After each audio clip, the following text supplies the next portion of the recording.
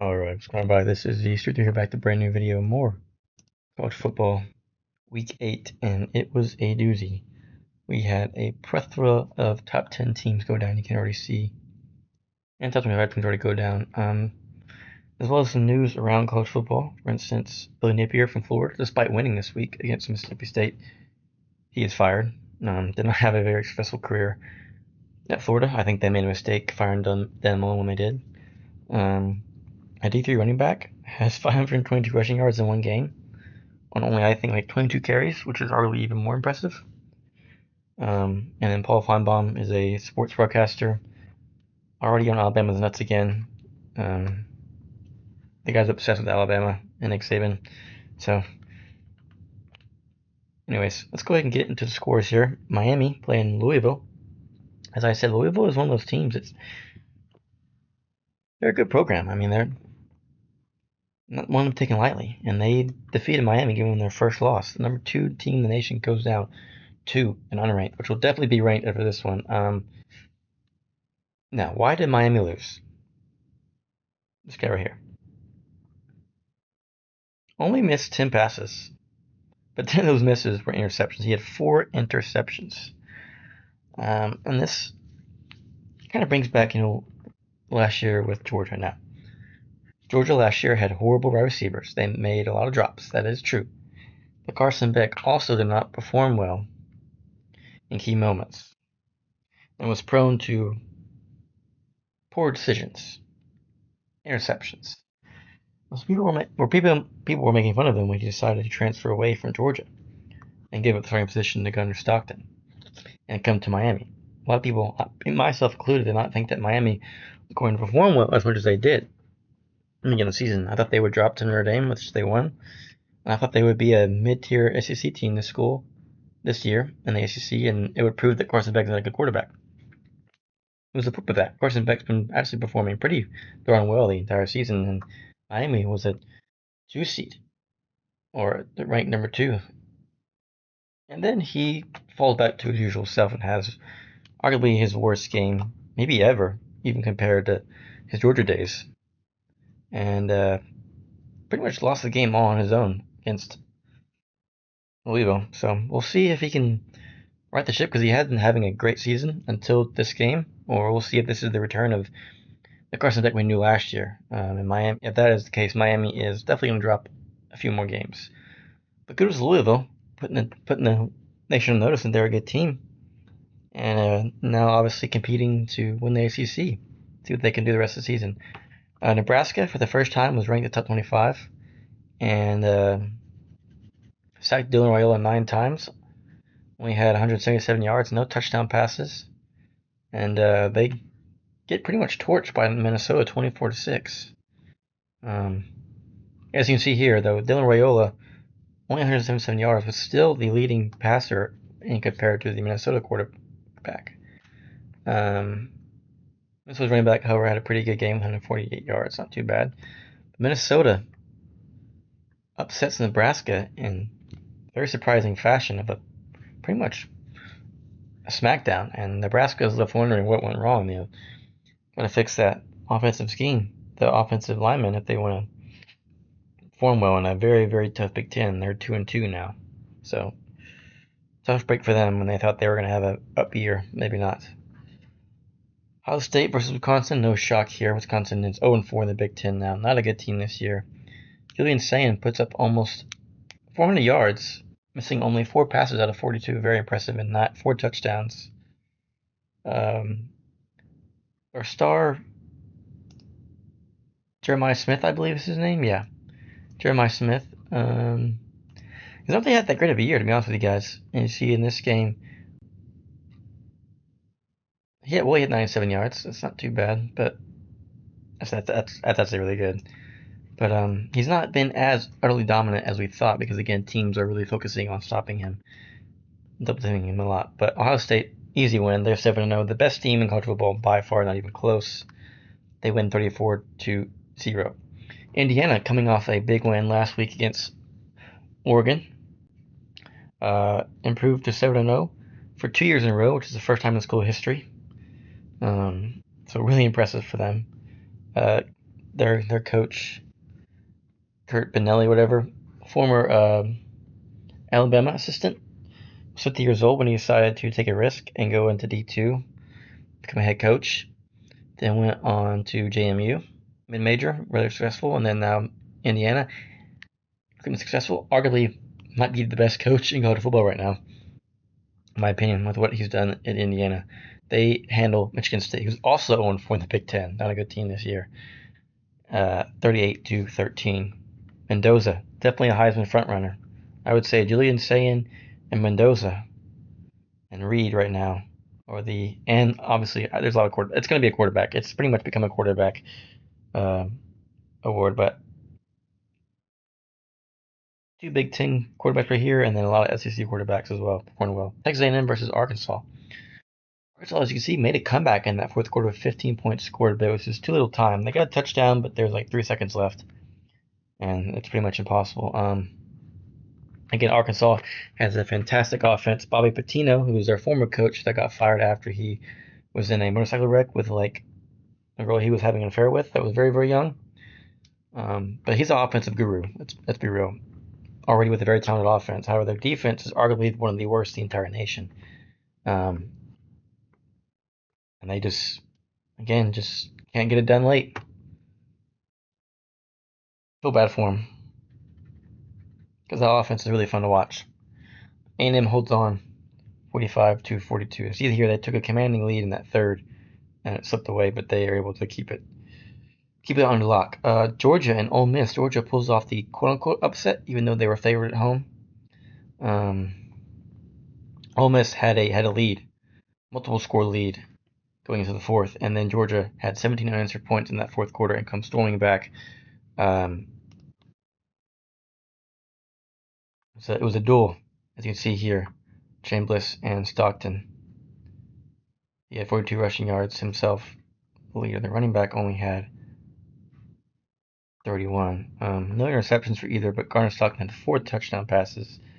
Played very, very well, especially in that late in the game. And honestly, it was kind of like Ole Miss in that fourth quarter. Just that crowd got loud as they started coming back, and Chambliss did not play very well in that fourth quarter. They became too soft. Like most teams, when they get that lead late, they decide to play conservative and safe, and it always comes back to bite you. Be truthful. You need to stick to your game plan that's been working the whole game. And they faltered. They couldn't hold on. Georgia pulls off a huge win, because if they had lost that game, that would have really negative implications on their chances to get in the college football playoff. I mean, we saw last year Ohio State had 2 losses on the championship, but Georgia gets a much needed win after falling to Alabama last week. And Ole Miss, perfect season is no more, and they fall in bitter, heartbreaking, disappointing fashion. Tennessee, on the other hand, gets blown out by Alabama. It was 16-7, and then Alabama gets a 99-yard pick six. It was a third or fourth and one, I forget. Instead of just running the ball, they decided to do a little play action play, horrible pass, and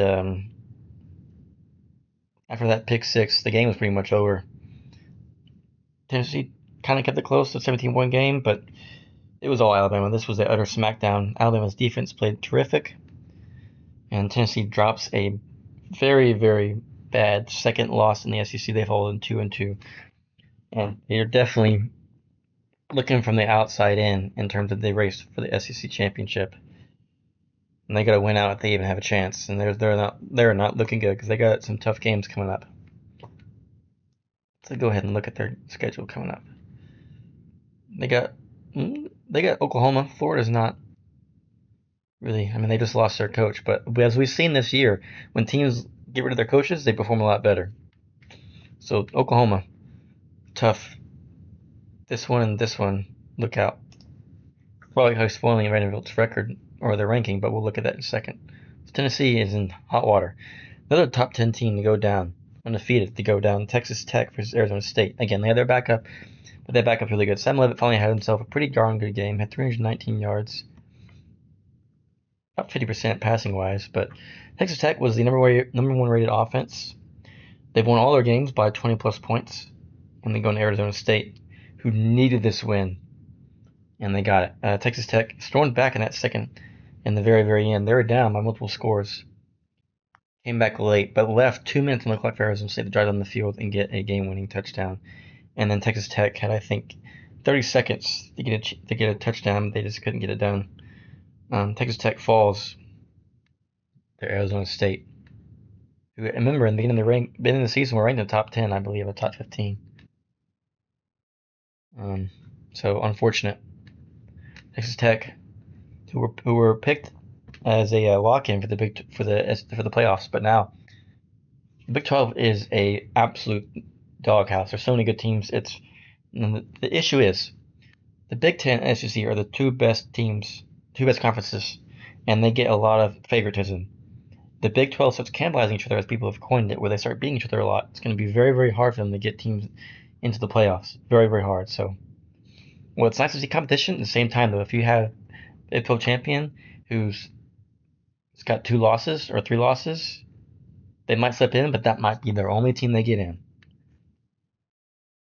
But still fun football. Oregon, after their loss last week against Indiana, played Rutgers, one of the worst programs probably in the history of college football in terms of just they've always sucked pretty much. They fall 56-10, blow out Rutgers. Also, no wins in the Big Ten so far. Dante Moore having a pretty good game. Only missed 5 passes, almost 300 yards, and 4 touchdowns. LSU and Vandy. Vandy pulls off the upset. Well, I mean, the quote-unquote upset. They were favored at home. They get the win, a big-time win. LSU, meanwhile, is now also 2-2 in the SEC and is looking from the outside in the race. Garrett Newsmeyer, one of the Heisman favorites, has not played, honestly, very well at all this year. LSU's offense is horrible. They have a pretty good defense, but their offense is just really, really bad. And it started with Garrett Newsmeyer not playing very, very well. And Les Miles is in the hot seat for sure. In the hot seat for sure. And Vandy put teams on notice. We'll see in the rankings in a bit that they are having a historic season. Diego Pavia, one of those quarterbacks. They've got like 5 quarterbacks in the SEC there in the Heisman race, and he definitely is up there. He had let's take a look at this. 160 yards passing and 86 yards rushing. That's very, very impressive. Very much a dual threat the way they run their offense. And man, they're a pretty good team. Not good enough to win the SEC, I don't think, but they're a darn good team. Moving on, we got Georgia Tech continuing their undefeated season against Duke. Now, Duke put up a good fight. They got a really good quarterback. Messiah is one of the top passers in the entire nation in terms of total yards this year. But Georgia Tech pulled away late with 17-8 in that fourth quarter, 27-18. Heinz King had 120 yards rushing and 205 yards passing. That is insane. Reminds me of Cam Newton in a way. Extremely dual threat quarterback. Not afraid to get hit, and he'll smack you as well. He'll hit you hard. Very, very good quarterback. I'm a big fan of his. Big fan of Georgia Tech, especially over Georgia. I can't wait for Georgia Tech to play Georgia. It's going to be an amazing game. USC falls Notre Dame. Notre Dame and they much need to win. If Notre Dame had lost this game, their chances of the playoffs were out the window. That would have been 3 losses. However, they pull off a win. Jaden Price had a 100-yard kickoff return. Pretty awesome. Love, their star running back, had 228 yards. Good for him. Might be despite putting up 328 yards. It's 50%, so he missed a lot of passes, including a very, very bad decision to give up an interception to seal the game. Notre Dame picks up a huge win, try and somehow squeeze into the playoffs. They've got to win out. Let's actually go ahead and check their schedule while we're here. Yeah, they've got no competition at all here. And Navy's undefeated, but I don't see them losing. Pittsburgh is a good team. That might be a trap game right there, but they should probably go undefeated. Their 2 losses are to teams that are currently in the top 10, I believe, except for Miami, who just lost. But they'll probably sneak in anyways. Oklahoma pulls up a pretty impressive win against South Carolina, who's not a team, team that started like in the top 10 or top 15, who is now 1 of 4 in the SEC and has lost. Has not looked good. Lenora Sellers, one of those Heisman candidates' favorites, has not played very well at all. So they are down in the dirt. And Oklahoma, really good team. coming off a loss last week to their bitter rival Texas, their first loss of the year. John Mateer looking okay. I'm all 150 yards. That's actually his lowest throwing yards he's ever had. Against Texas, he had like 200 something, but this was his lowest. But they get the win behind their very, very good defense, and they get a much needed win. BYU versus Utah now. In the past, Utah has dominated this. They call it the Holy War. Teams both from Utah, bitter rivals. Utah wins quite frequently. They're now in the same conference as well. And BYU undefeated. Meanwhile, Utah is a very, very good team. Like, don't write the record for you. They're pretty darn good. They got a really good quarterback, but so does BYU. And they have to get the win. 24-21. As we all know, these games are always really close. These are one of the best rivalries. Definitely one of the most underrated.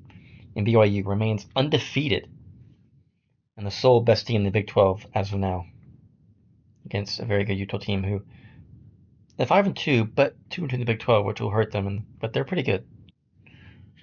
Missouri narrowly escapes Auburn in overtime. Auburn 0-4 in the SEC, another heartbreaker. And Missouri picks up a much-needed win because this would have definitely. They're still 2-1 in the SEC. They're still 6-1, still fighting for the SEC championship, and they pick up a much-needed win. 2 interceptions for Pruba, despite passing for 252 yards, no touchdowns, but they get it done in overtime. Virginia narrowly escapes Washington State to remain 6-1 and hopefully keep their ranking in the top 25 after, again, they beat FSU, upset them. By the way, FSU has now lost 4 straight. They're 0-4 in the ACC. From beating Alabama, who now looks like one of the best teams in college football, to utter garbage. It's insane. And their coach is definitely in the hot seat. I don't see him surviving this year. They get the win.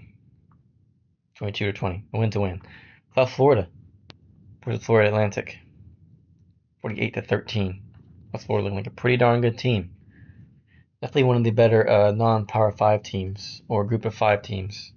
Mid-majors, excuse me. Looking very, very strong. Remember, they beat Florida. And Florida beat Texas. Just saying. Texas, meanwhile, speaking of Texas, played Kentucky. Texas has arguably one of the best offenses. Sorry, one of the best, not offense. What am I saying? One of the best defenses in the entire nation. Going up against Kentucky, who had not won an SEC team. Definitely not won an SEC game. Arch Manning has another absolute stink. Let's go ahead and look at the actual stats here for little Archie. After that huge win against Oklahoma, where he looked very, very promising. He goes 12-27, only 132 yards, was missing only 37 yards, by the way, rushing yards. Look at the stats. Almost 400 yards. 26 first downs to 8. 7-18 on third down versus 5-16. Possession time almost double. And they still lose in overtime. It's kudos to the defense. Defense all game long. And Ryan Niblett had a huge return. Not for a touchdown this time, but about like a 30-40 yard return that set them up for a field goal. And Texas Tech. Actually, Kentucky got the ball first. They went for it in 4th and 1.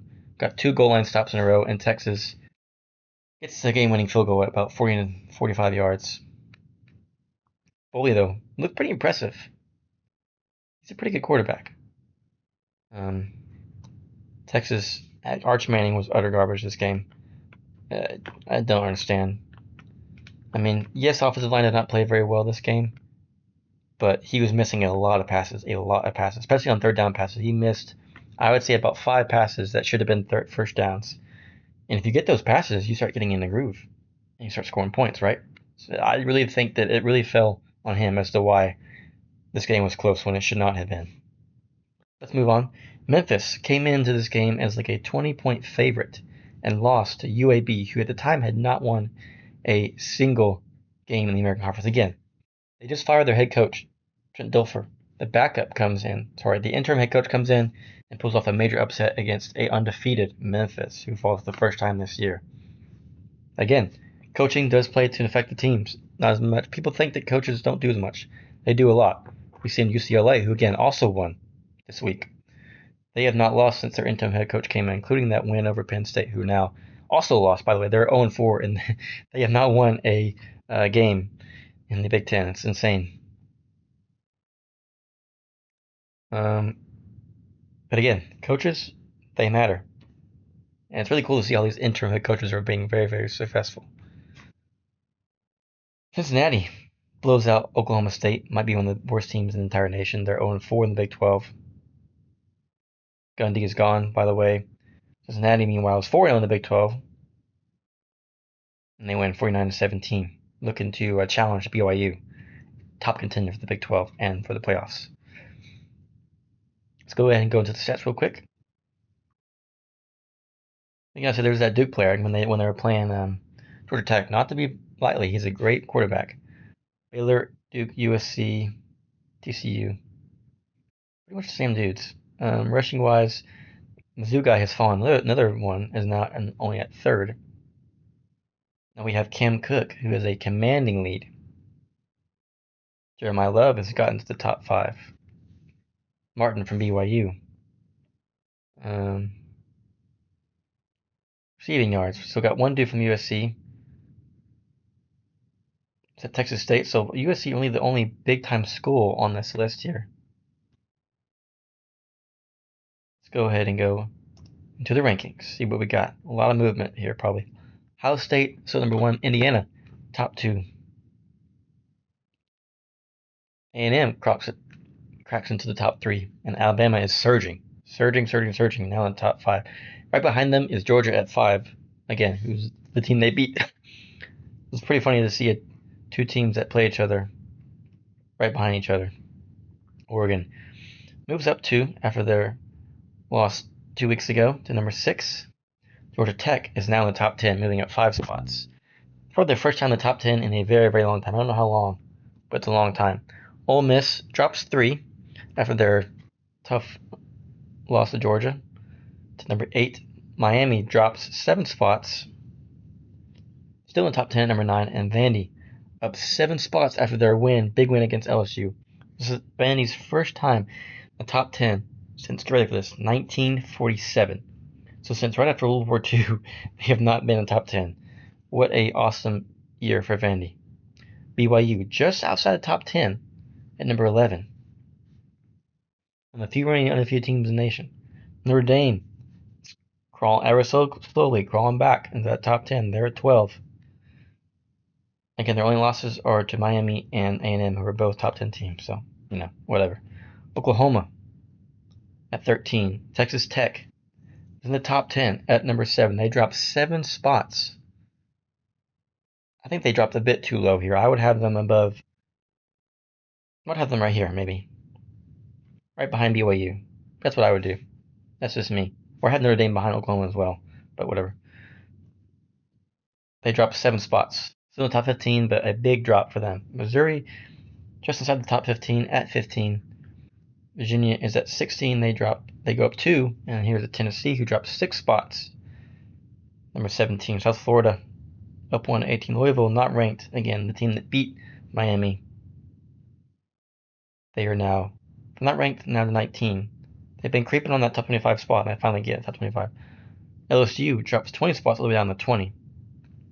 Cincinnati moves up a bit, jumps Texas, who's now at 22. We got some new teams. Illinois back in the top 25. They should not be in there. They literally have got blown out by Ohio State and Indiana. It was 10-63, and they got blown out like 17-34. They should not be in here, in my opinion. But they're in there anyways. Arizona State, after that big upset against Texas Tech, is in. And Michigan crawls back in. Just outside is USC and Utah and Tulane. And Houston, who's also only one loss team. And Navy is undefeated, I believe. Dropping, we got USC, Memphis, Utah, and Nebraska. Now let's go ahead and go into next week, see what we got cooking and coming up. Week 9. Wisconsin and Oregon. This should be a blowout. Illinois and Washington. Honestly, I would like to see an upset here. Washington's not a bad team. I don't think Illinois deserves a top 25 spot.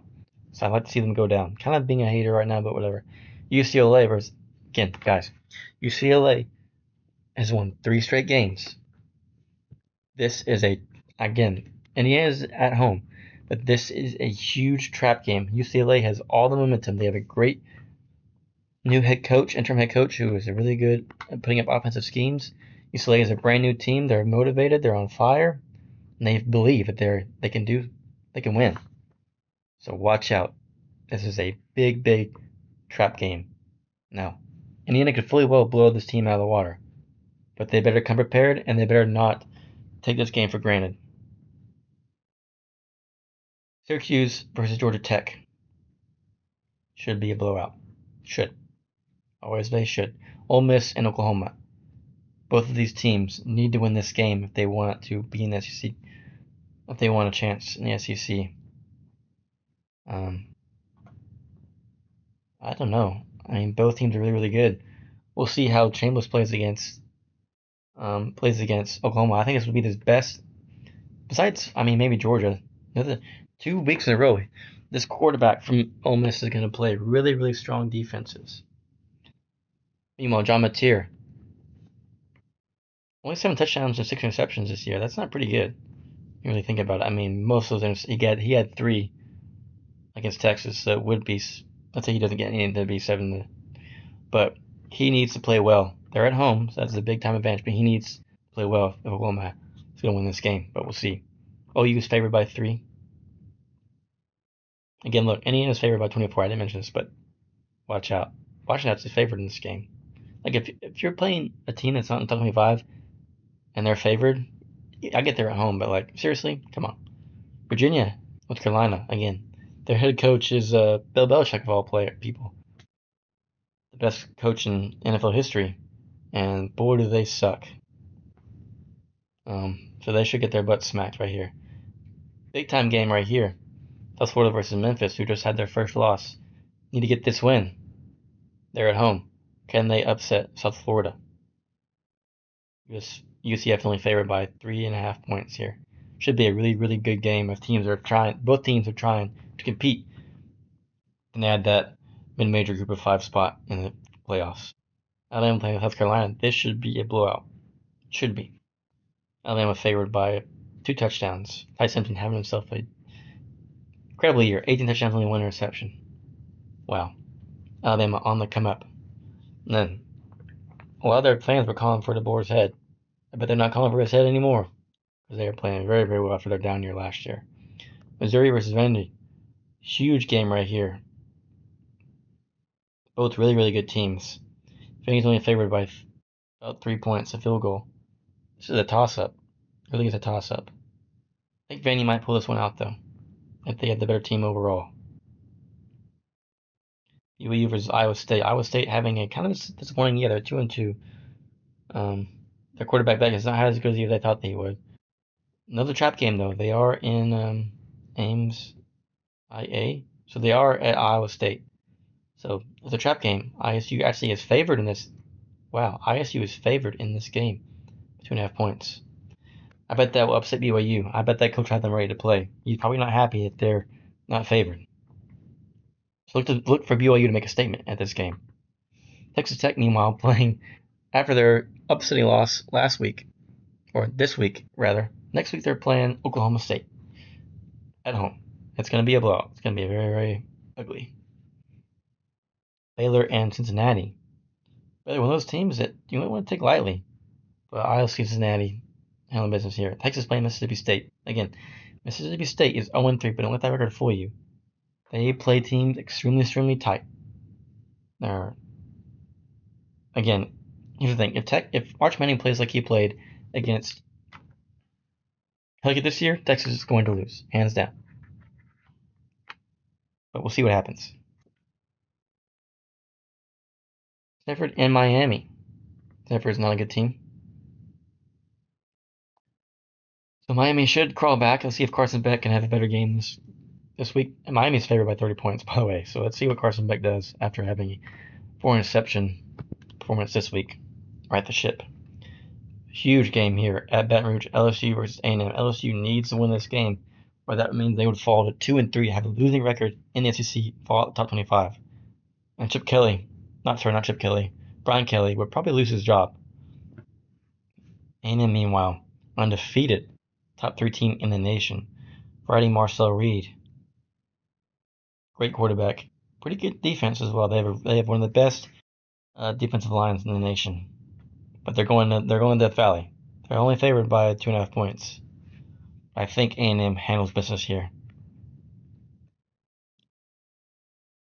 I think they win by more than this as well. Louisville versus Boston College, who's 0-4 in the ACC. Louisville, top 25 for the first time. Again, we've seen teams in the top 25 for the first time, and pressure got to them. Let's see how Louisville handles it. There's no betting. That's weird. Michigan State, 0-4 playing Michigan. They're heated in-state rival. Michigan should win this game. Tennessee playing Kentucky, 0-4. Again, we saw Kentucky play Texas well because Arch Manning played so bad. I think if Arch Manning would have completed a couple more passes, got that rhythm going, it would have been a blowout. This will also be a blowout, in my opinion. Houston, unranked, but 6-1, dangerous versus Arizona State. He's favored by 8.5 points. They're at home. I'm gonna tell you guys, Carson Legman is a transfer from A&M. I think Houston pulled up the upset right here. I really, really do. That would go on next week. Still a lot of questions unanswered. I mean, the days of undefeated champion are probably over unless it's Ohio State that clears the table.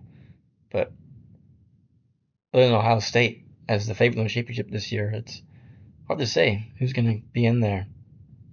But it's a great year so far. And if you enjoyed the video, please leave a like, subscribe for more content. As always, it's Shooter3 signing out.